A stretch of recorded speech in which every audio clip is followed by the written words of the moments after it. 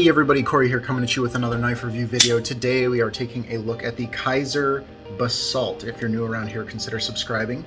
I try to put out knife related content on a regular basis. Now, the first thing we'll show you the size comparisons because everybody seems to like the size comparisons. So here we go. Here's size comparisons.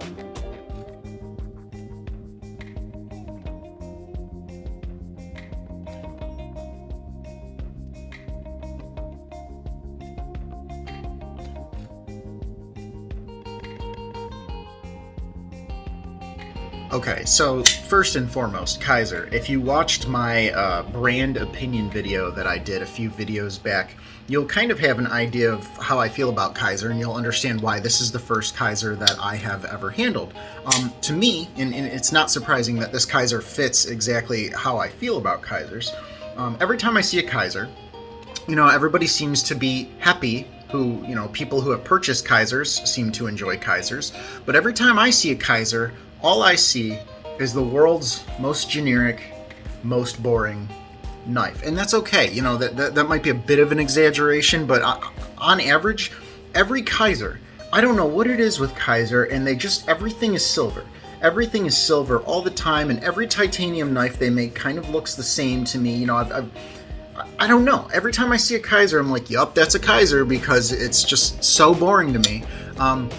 That's not meant to be an insult to anybody who likes Kizer. Maybe you're attracted to the simplicity, but the funny thing is, I don't know, for me, even when Kizer does something interesting, like these cutouts here and these cutouts here, and the jimping on the back of the spine, and these cutouts on the pocket clip, like even the design choices they choose to make feel boring to me. They're like, all right, what are we gonna do with this knife? I don't know, just cut some random holes in it. Oh, are they in a spot where they provide lots of traction or more grip? No, just cut holes into them. I don't know. That's how every Kizer kind of comes off to me. So first and foremost, in my opinion, when I'm looking at the Kizers, they never do it for me. They just don't. I'm sorry, and I really can't. There's not much more I can say about that. They're all these just kind of generic, gray, look the same, titanium frame lock S35 VN folders. And hey, that's okay. If you're into it, you're into it. That's great. For me, that's why you don't see a lot of Kizers on this channel. Now, let's start talking about the good. The first thing that I noticed with this knife one day is I actually tried to cut things with it. Imagine that. And I was like, well, this knife cuts, which sounds like a weird thing to say. If you're not into knives, you might not know this, but not all knives actually cut well. So what I decided to do was get out some other of my favorite knives and actually take some measurements. Hey, you. Yeah, you. The next part is going to be a little boring. There's going to be some numbers. Stick around. It's relevant. I swear. Don't you shit out on me. Here is the Ontario Knives Rat number 2. This is arguably my best slicer. Here's my Spyderco PM2. This is arguably my second best slicer. Here is my off-grid knife Scorpion, which is not the world's most amazing slicer, but I do find this fine. It's just in my pocket most of the time. When I want to carry a knife and I don't want to think, that's the one I take. And then here's my custom Olamic Wayfarer 24/7, because this is, I haven't reviewed this knife yet, but in my opinion, I hate cutting with this knife. I think it wasn't made to slice, really, but it doesn't. It doesn't slice. That's the one thing that I know for sure. So I took some measurements. You can see some of this. Don't worry about the days off that we got going on there. I took some measurements because I was interested in the stock thickness versus the behind the edge thickness. So just to let you know, the Basalt actually comes extremely close to the PM2. The Basalt, in my opinion, from a cutting performance perspective, was actually really comparable to the PM2. And in my opinion, that's just a result of the edge geometry. The PM2 total thickness, 140 thousandths. The Basalt total thickness, about 130 thousandths. The PM2 behind the edge was 24 thousandths. The Basalt behind the edge was 26 thousandths, so basically the same. The PM2 was 62 thousandths, about halfway up the blade, and the Basalt was 68 thousandths, about halfway up the blade. So the PM2 was a little bit better, but the Basalt was very, very close to the PM2, which was actually interesting to me. And the total blade stock is actually thinner than the PM2 by about, what did we say, 145 thousandths versus 132, so like 13 thousandths. That's not substantial, right? So that actually explains why this felt like it was moving through material a little bit better than the PM2, because when it got all the way into the material, it's actually a little bit thinner than the PM2 in its total thickness. So that was actually really interesting to me.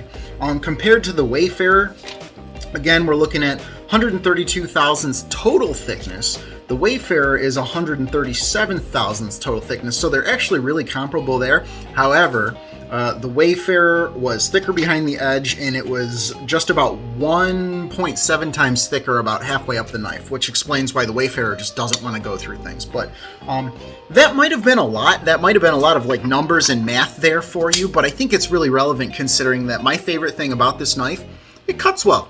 It cuts very well. It was surprising to me, considering that nothing else really stood out to me.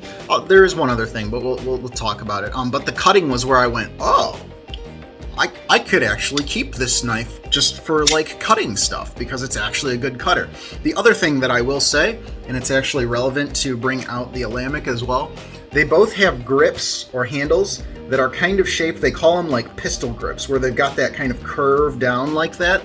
I will say that handle ship, outrageously comfortable. I mean, it locks into your hand so well. So the two things with this knife that really surprised me in terms of the cutting and the ergonomics. Everything else, it's fine. The fit and finish, the fit and finish is okay. Fit and finish is okay. I did have a little bit of lock rock at one point. The centering does come out a little bit once I fidget with it, but right now it's perfectly centered. You can always just tune it back. But I did notice that the pivot tended to loosen up quite a bit as I was just fidgeting with it over and over and over. So I wasn't huge on that. But yeah, I mean, it's a good cutter and it's got good ergos. So really, those are the only things you really care about if you're looking at a user. So I would say don't sleep on this as a user. It's actually impressive even to me, someone who's kind of honestly coming into this with a little bit of a bias against Kizers just because I don't like the way they look. In terms of the bad, let's see if we can do this. It's got lock stick. It's not the most egregious thing in the world. One more time. It's pretty bad. It doesn't really affect it from a functionality perspective, but there's just something about it that, like, it makes the knife feel a little cheap. And that's another thing I'll talk about that kind of gives me the ickies with this knife. That click every time you disengage, and there's actually also when you open it, and then when you kind of bear down on it, let's see if you can hear it. The lock bar just kind of moves a lot, and it just gives it this aura of just like, ugh, like that. I don't know, that could be better. For a knife whose MSRP is like 170, it's the kind of thing where I'm like, why is this thing so like creaky, for lack of a better word? And the other thing, this is entirely coated with gray PVD. Now, I am no coating expert, but the way that this feels, it's not, but it feels extremely cheap.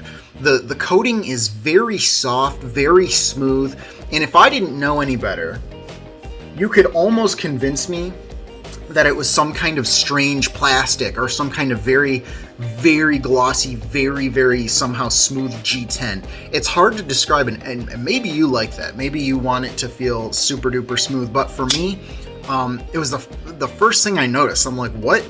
Is this titanium? I actually did go and look because I wasn't entirely convinced it was titanium, but it is titanium. Other thing I'll say, you can generally get these on the secondary market for about $100 for S35VN and titanium. That's pretty good. For MSRP, do I think you would be satisfied at $170 for this? For the overall fit and finish, I can't believe I'm gonna say this, I would get a PM2. Given that the PM2 seems to perform a little bit better than this, and at the very least, I don't know, the PM2 gives you that kind of good cliche feeling. You're like, yeah, I got a PM2, I'm one of the guys now. Whereas this one, you know, if you like Kizer, pick it up. It's great. I think it's very comparable to the PM2. I think it's a very usable knife. But if you're paying full price, if you're paying the full 170,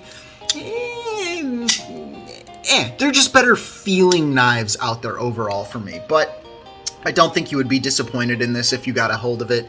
Again, the cutting performance and the ergos are way better than I expected. And finally, something that I'm going to try my best to top off all my videos with in terms of content. Will this be staying in my collection? Why or why not? This should be an obvious no for me, guys. And it has nothing to do with the fact that, I'm not saying this is a bad knife. But I have other knives that fill this purpose and are more to my taste.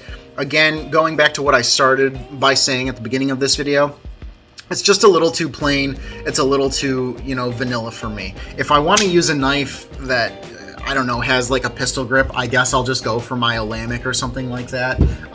It's just not entirely my taste. So that's the only reason why it won't be staying in my collection. It's just a little bit too generic for me. And there's nothing about this knife that really makes me feel proud to own it, so to speak. But again, as a user, I don't think you're going to be disappointed. The creakiness puts you off a little bit, but other than that, it's put together pretty well. The pocket clip is inoffensive. It's just very usable. So that's my take on the Kizer Basalt, guys. I hope you enjoyed this, and I will see you guys next time.